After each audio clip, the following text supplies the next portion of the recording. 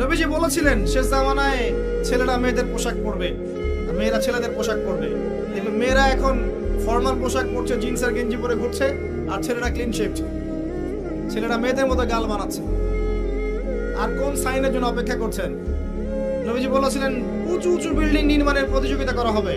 একবার এয়ারে ঢাকার কাছাকাছি আসবেন। এয়ারে তো সফর করেছেন আপনারা অনেকেই। যখন এয়ার ফ্লাই করে, টেক অফ করে বা ল্যান্ড করে, তখন ঢাকার কাছাকাছি, তখন উপর থেকে আপনি ঢাকাকে দেখবেন। কেন বলেছি this is the city of Akhiruzzaman? কেন বলেছি?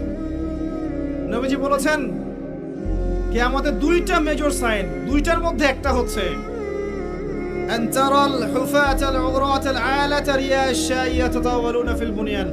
যখন সমাজের দরিদ্র শ্রেণীর মানুষেরা, যাদের পায়ে স্যান্ডেল ছিল না, গায়ে কাপড় ছিল না, এরা উঁচু উঁচু বিল্ডিং নির্মাণের প্রতিযোগিতা করতে থাকবে, ফান্তাজির সাআ, তখন কিয়ামতের অপেক্ষা করতে থাকবে।